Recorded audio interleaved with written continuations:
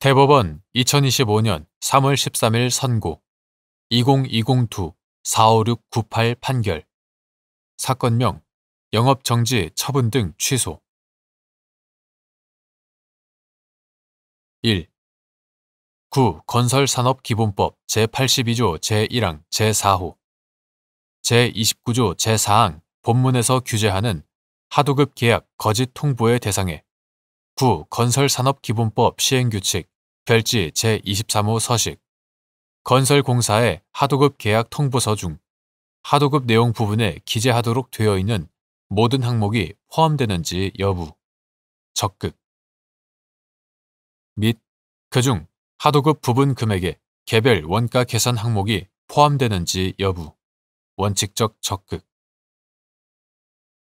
국민연금보험료, 국민건강보험료, 노인 장기요양보험료가 하도급 계약 통보의 대상이 되는 개별 원가 계산 항목인지 여부, 적극 산업안전보건관리비, 환경보전비가 하도급 부분 금액에서 예외적으로 제외될 수 있는 개별 원가 계산 항목인지 여부, 적극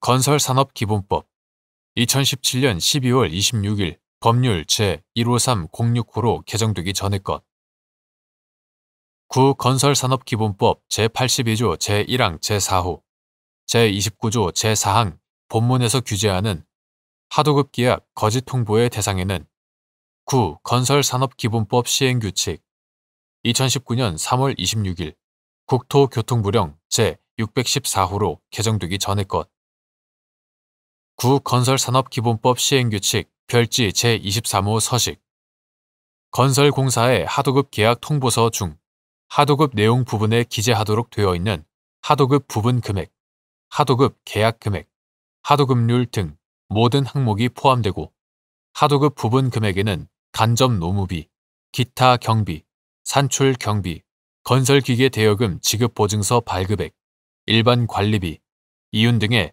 개별 원가 계산 항목이 포함된다. 나아가 국민연금보험료, 국민건강보험료, 노인장기요양보험료도 하도급 부분 금액을 구성하는 개별 원가 계산 항목으로서 하도급 계약 통보의 대상이 된다. 다만 산업안전보건법 2019년 1월 15일 법률 제16272호로 전부 개정되기 전의 것 산업안전보건법 제30조 제1항 제3항 산업안전보건법 시행규칙 2019년 12월 26일 고용노동부령 제272호로 전부 개정되기 전의 것 산업안전보건법 시행규칙 제32조 제1항의 내용을 종합하면 산업안전보건관리비는 원칙적으로 하도급 부분 금액에 포함되는 원가 계산 항목이기는 하나 예외적으로 원수급인이 이를 직접 부담한 경우 관계 법령에 따라 수급인이 부담하는 금액으로서 하도급 부분 금액에서 제외할 수 있다. 또한 건설기술진흥법 제66조 제3항, 제4항 건설기술진흥법 시행규칙 2018년 6월 18일 국토교통부령 제521호로 개정되기 전의 것 건설기술진흥법 시행규칙 제61조 제1항 내지 제4항 별표 8의 내용과 환경보전비의 특성에 비추어 보면 환경보전비 역시 원칙적으로 하도급 부분 금액에 포함되는 원가 계산 항목이지만 예외적으로 원수급인이 이를 직접 부담한 경우 관계 법령에 따라 수급인이 부담하는 금액으로서 하도급 부분 금액에서 제외할 수 있다. 2. 건설산업기본법 제82조 제1항 제4호에서 정한 하도급 계약 통보를 거짓으로 한 때에 해당하기 위해서는 기재 내용이 사실과 다르다는 점을 인식했거나 충분히 인식할 수 있었으면서도 사실과 다른 내용의 기재를 했어야 하는지 여부, 적극 건설산업기본법 2017년 12월 26일 법률 제15306호로 개정되기 전의 것 건설산업기본법 제82조 제1항 제4호에서 정한 하도급 계약 통보를 거짓으로 한 때에 해당하기 위해서는 그 통보서가 단순히 사실과 다르게 기재되었다는 것만으로는 부족하고 그 기재 내용이 사실과 다르다는 점을 인식했거나 충분히 인식할 수 있었으면서도 사실과 다른 내용의 기재를 했다고 평가할 수 있어야 한다.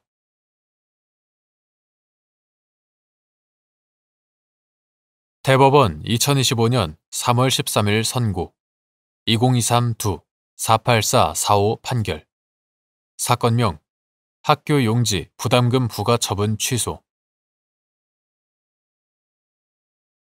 1.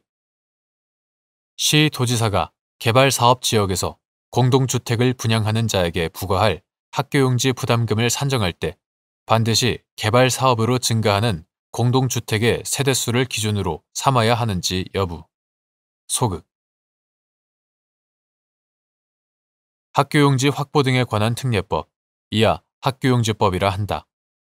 학교용지법 제5조 제1항 본문은 시도지사는 개발사업지역에서 단독주택을 건축하기 위한 토지를 개발하여 분양하거나 공동주택을 분양하는 자에게 부담금을 부과, 징수할 수 있다라고 규정하고 있고 문헌상 위 규정에 따른 학교용지 부담금, 이하 부담금이라 한다. 부담금 부과는 재량 행위로 해석된다.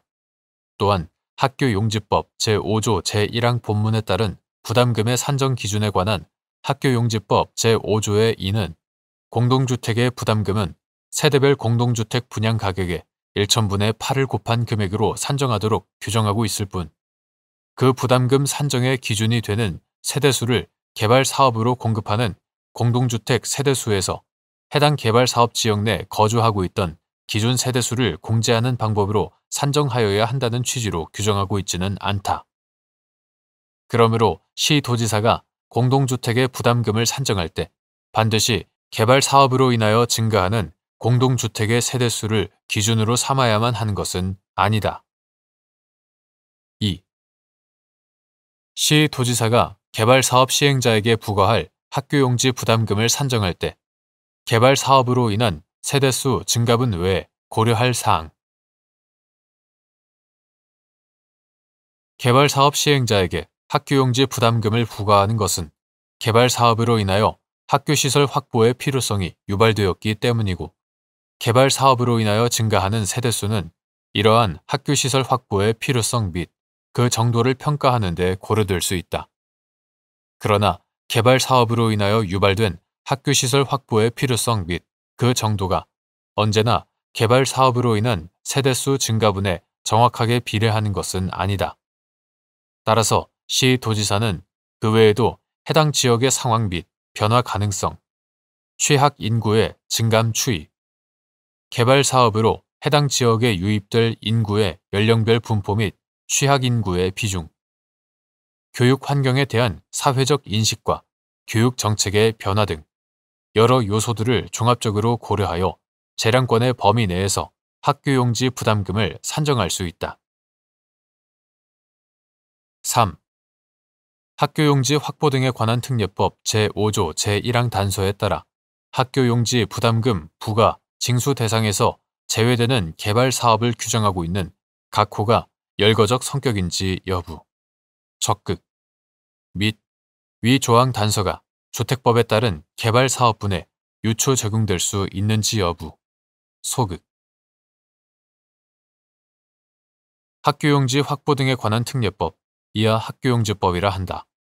학교용지법 제5조 제1항 단서는 제5조 제1항 본문에도 불구하고 학교용지 부담금, 이하 부담금이라 한다.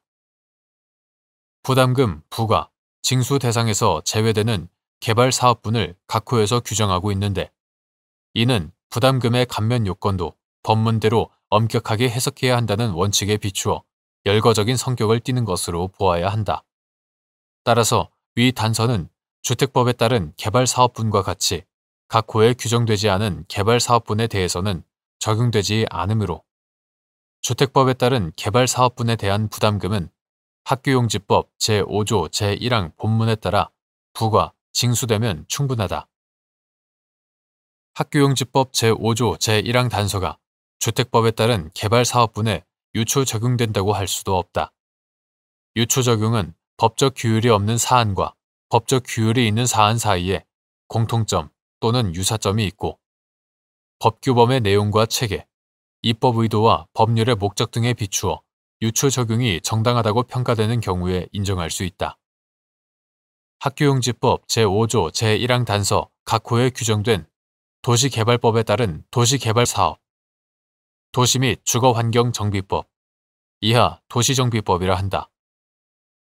도시정비법에 따른 재개발, 재건축 사업, 빈집 및 소규모 주택 정비에 관한 특례법, 이하 소규모 주택 정비법이라 한다.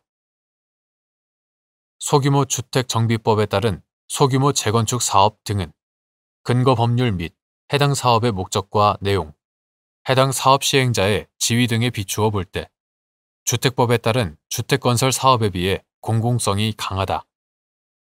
학교용지법 제5조 제1항 단서 각호 개발 사업의 특성은 그 사업이 일정한 요건 아래 부담금 부과, 징수 대상에서 제외되는 단서의 규율과 밀접하게 관련되어 있으므로 이와 특성을 달리하는 주택법에 따른 주택건설 사업에 위 단서가 당연히 유추 적용된다고 할 수 없다. 설령 학교용지법 제5조 제1항 단서가 주택법에 따른 개발 사업분에 적용 또는 유추 적용된다고 하더라도 이러한 단서 규정만으로는 개발 사업으로 인한 세대수 증가분에 상응하여 공동주택의 부담금을 산정하여야 한다는 결론을 도출할 수 없다. 학교용지법 제5조 제1항 단서 제3호, 제5호는 개발사업 중 도시개발법에 따른 도시개발사업, 도시정비법에 따른 재개발, 재건축 사업, 소규모 주택정비법에 따른 소규모 재건축 사업 등의 경우 그 사업 시행 결과 해당 도시 개발구역, 정비구역, 사업 시행 구역 내 세대수가 증가하지 않는다면 부담금을 부과하지 않도록 규정하고 있다. 그러나 위 각 규정은 개발사업 시행 결과 해당 개발사업 지역 내 세대수가 증가하지 아니할 경우 부과, 징수 대상에서 제외된다는 취지일 뿐이고 개발사업으로 세대수가 증가할 경우 그 세대수 증가분에 상응하는 부담금만 부과할 수 있다는 취지로 해석할 수는 없다. 그리고 학교용지법 제5조 제1항 단서의 나머지 각 호는 세대수 미증가 여부를 부담금 부과, 징수 대상에서 제외되는 개발 사업의 요건으로 삼고 있지 않다.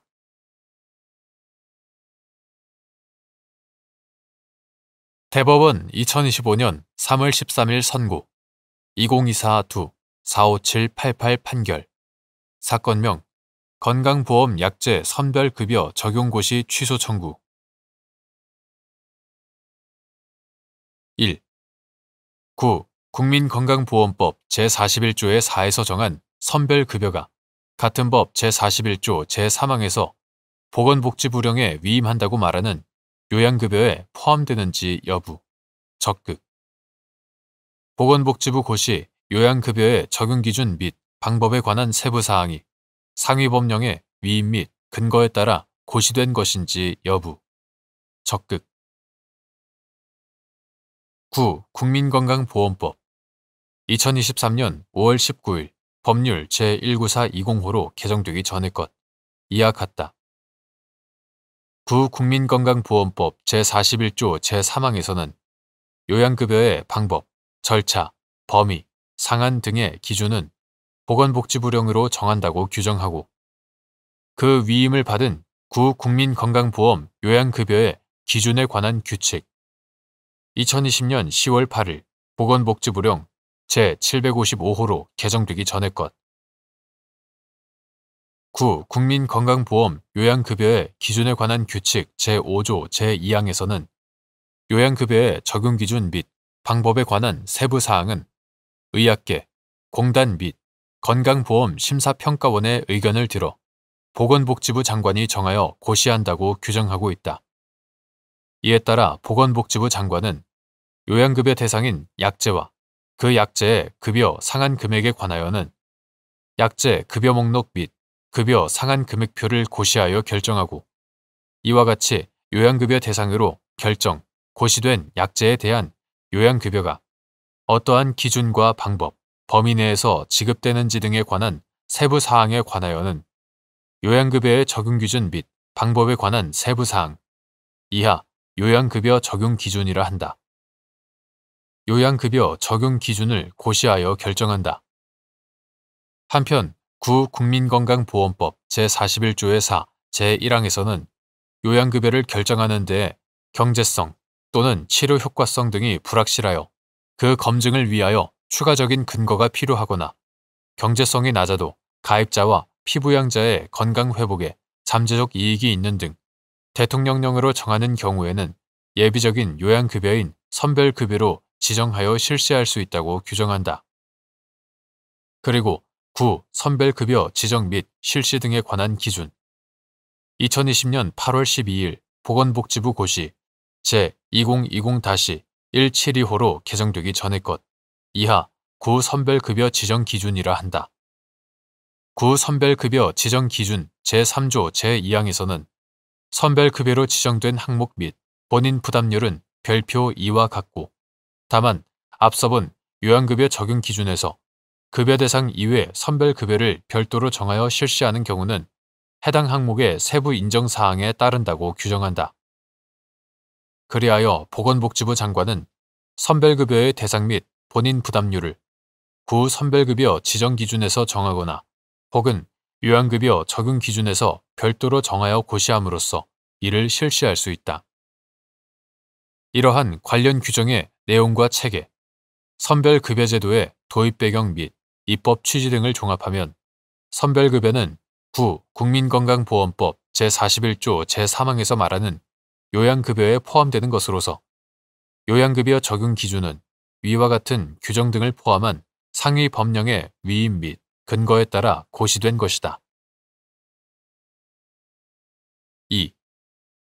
요양급여 대상을 선별급여 대상으로 변경한 보건복지부 고시 요양급여의 적용 기준 및 방법에 관한 세부 사항에 요양급여 대상 약제를 비급여 대상 약제로 변경할 때 적용되는 국민건강보험 요양급여의 기준에 관한 규칙 제13조 제4항 제9호, 제5항 제4호의 절차가 적용되는지 여부.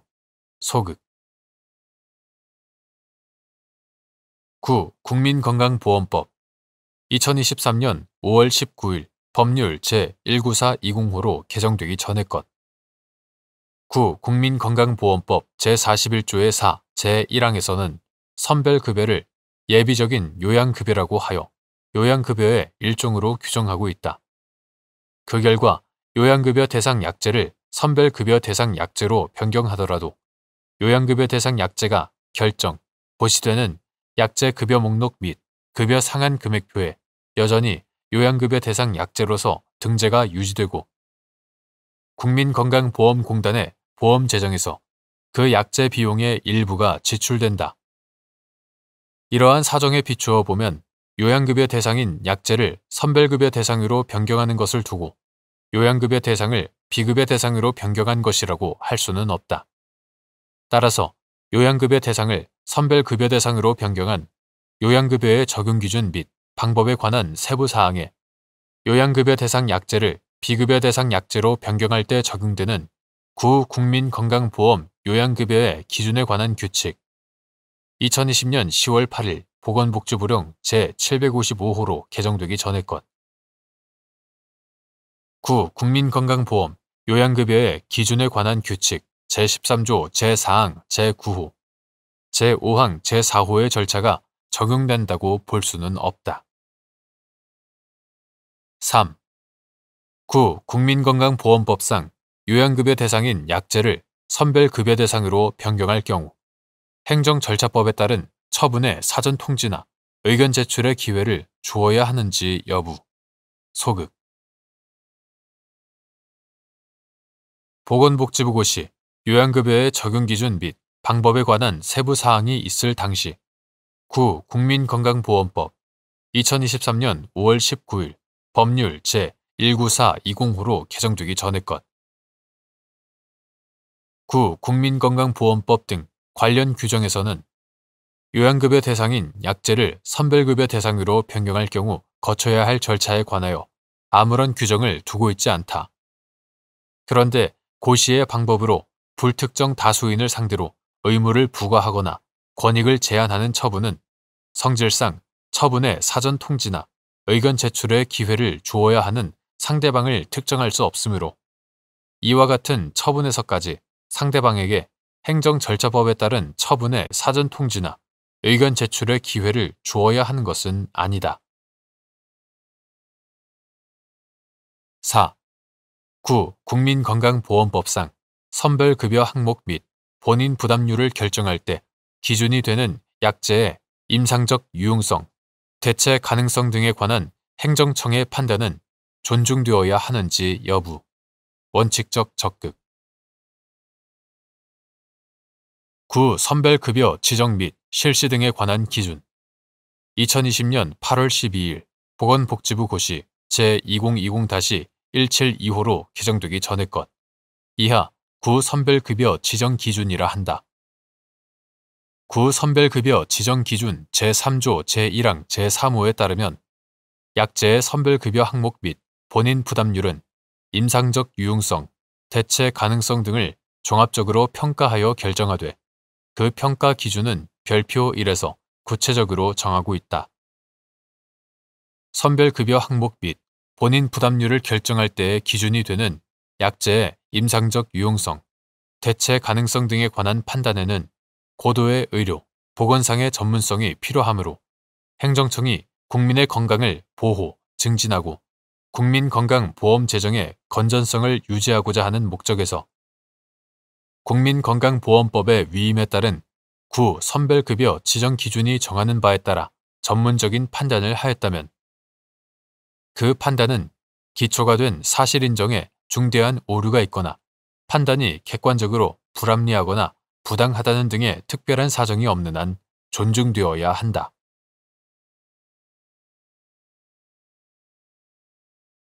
대법원 2025년 3월 13일 선고 2024-54683 판결 사건명 부당해고 구제 재심 판정 취소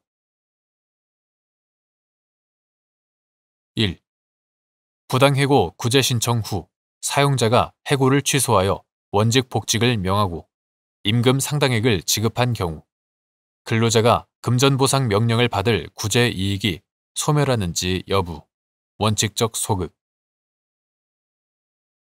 근로기준법 제30조 제3항은 노동위원회는 부당해고에 대한 구제명령을 할 때 근로자가 원직 복직을 원하지 않으면 원직 복직을 명하는 대신 근로자가 해고 기간 동안 근로를 제공했더라면 받을 수 있었던 임금 상당액 이하 임금 상당액이라 한다. 임금 상당액 이상의 금품을 근로자에게 지급하도록 명할 수 있다고 규정하고 있다.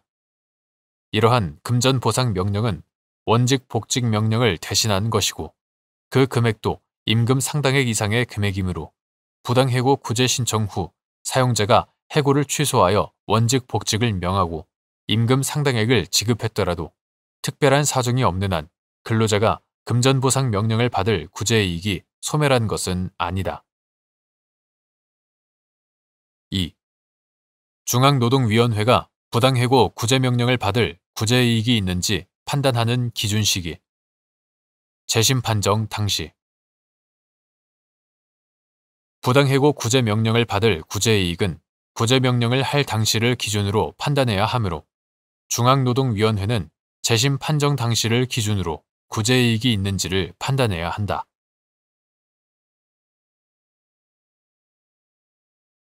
대법원 2025년 3월 13일 선고 2024-58692 판결 사건명 표준연비, 연정산 세부 계획에 따른 정산 처분 취소 등 청구의 소 행정청이 과거 상대방에게 한 특정한 처분으로 그에게 유리한 사실관계가 형성되었음을 인식하고도 이를 반영하지 않은 채 재량권을 행사한 경우 재량권 일탈, 남용에 해당하여 위법한지 여부, 적극 및 행정청이 상대방에게 그와 같은 사실관계에 관한 자료 제출을 요청했으나 그가 이를 제대로 이행하지 않은 경우라도 마찬가지인지 여부, 원칙적 적극 재량 행위에 대한 법원의 사법심사는 당의 행위가 사실 오인, 비례, 평등의 원칙 위배, 당해 행위의 목적 위반이나 부정한 동기 등에 근거하여 이루어짐으로써 재량권을 일탈, 남용한 위법이 있는지 여부만을 심사하게 되는 것이나 법원의 심사 결과 행정청의 재량 행위가 사실 오인 등에 근거한 것이라고 인정된다면 이는 재량권을 일탈, 남용한 것으로서 미법하여 취소를 면치 못한다. 만약 행정청이 과거 상대방에게 한 특정한 처분으로 인하여 그에게 유리한 사실관계가 형성되었음을 인식하고 있었음에도 이를 반영하지 않은 채 재량권을 행사했다면 이는 행정청의 사실 오인에 기초한 것으로서 재량권 일탈, 남용에 해당하여 위법하다. 행정청이 상대방에게 그와 같은 사실관계에 관한 자료의 제출을 요청했으나 그가 이를 제대로 이행하지 않은 경우라고 하더라도 그러한 사정으로 인하여 행정청이 사실오인을 일으켰다는 등의 특별한 사정이 없는 한 마찬가지이다.